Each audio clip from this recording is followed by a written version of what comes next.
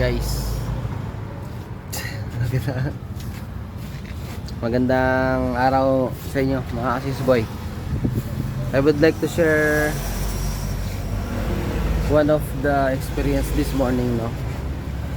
So mayroon akong isang regular client, retiree siya, nakatira dito somewhere dito sa malapit sa tindahan. May nilapit siya na nagpintura ng meron siyang magandang table, yung mahabang wood table. So pina-revarnish niya kasi doon sa mga pintor, pina-revarnish niya. So bumili ng materyales sa akin, and then after 3 days bumalik. Sabi niya, bakit ganun yung materialis mo? Bakit ganun yung varnish ng table? Hindi natutuyo, malagkit. Naku, eto na. Ay, ang ginamit niyang varnish ay ganito. Yung pinaka top coat niya is eto, Hudson. Eto guys. Eto.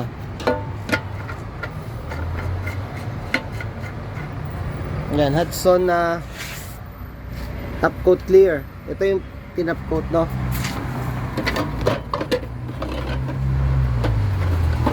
So nagkukwento yung matanda na customer ko, bakit daw hindi po yung malagkit pa rin yung top coat, no. So 3 days na nakalipas. And then sabi ko, boss, dalawa lang pwedeng mangyari dyan. May mali sa procedure, no. Sabi ko, hindi maganda yung pagkakatimpla ng top coat. Mali yung preparation. And then pangalawa, hindi nilagyan ng catalyst yung top coat clear. And then bumili dito yung kasama ng pintor, no.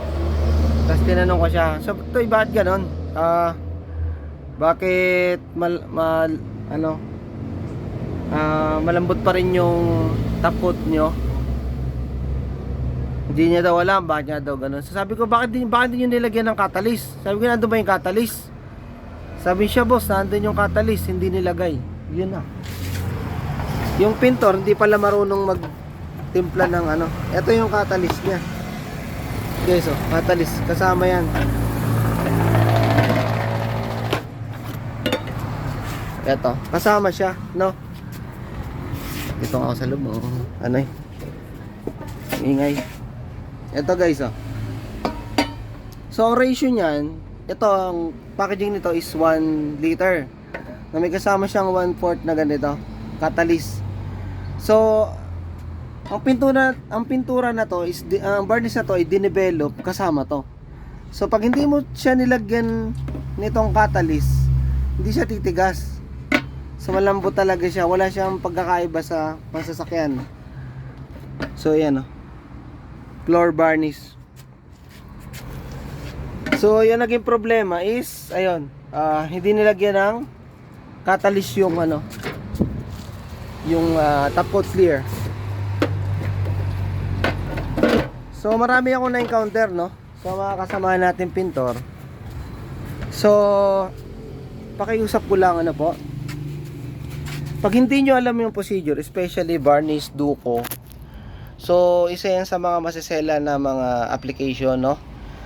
So ugaliin po nating magtanong, at kung hindi naman nyo kabisado yung procedure, alang-alang sa pera, huwag nyo namang gawin na ganun, po.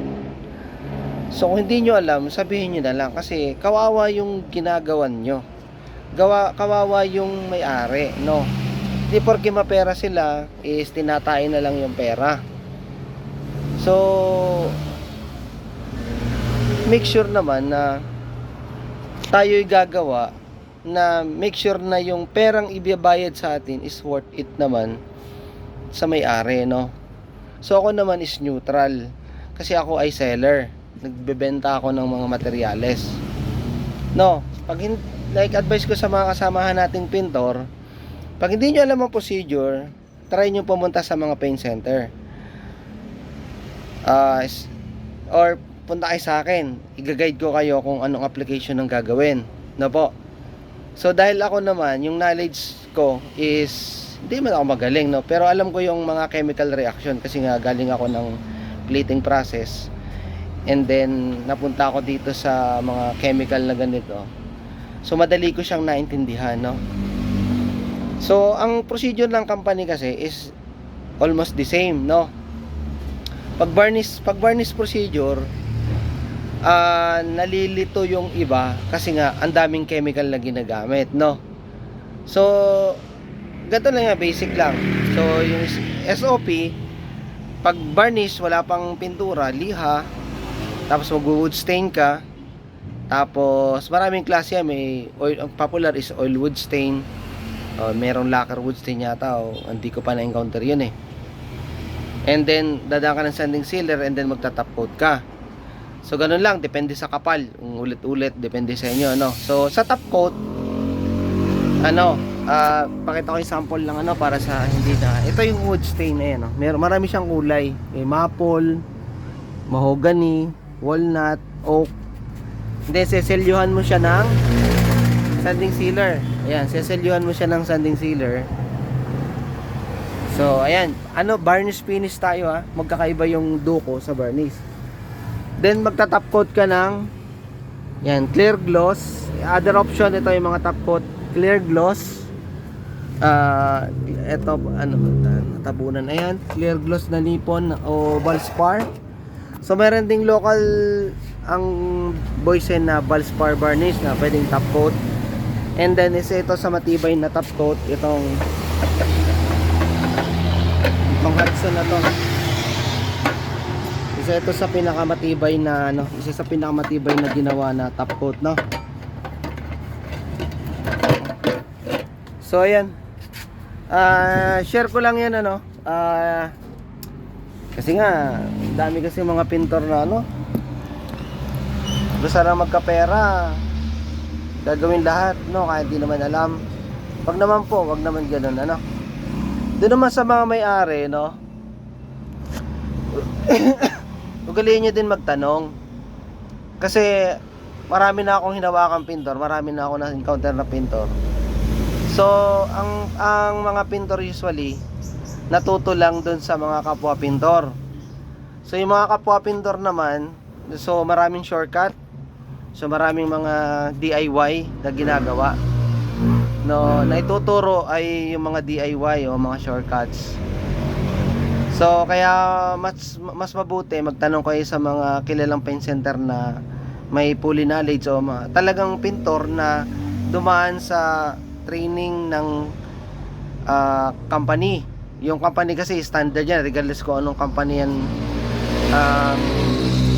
gumawa ng produkto, is the same procedure, no. Yun naman. So ayun lang po, share ko lang yung knowledge na yon. Hindi ko napakhabaan yung video, po. So ingat na lang tayo, at follow nyo ako sa aking Facebook page, ito, Swissboy Vlog, and then yung aking YouTube channel, po. So update ako ng ilang mga video sa mga susunod. So nakabili na tayo ng laptop, so oras na lang ang kulang para ma-download ko yung mga video dito, po. Sige guys, ingat, pakipollow nyo ako, like and share. Thank you.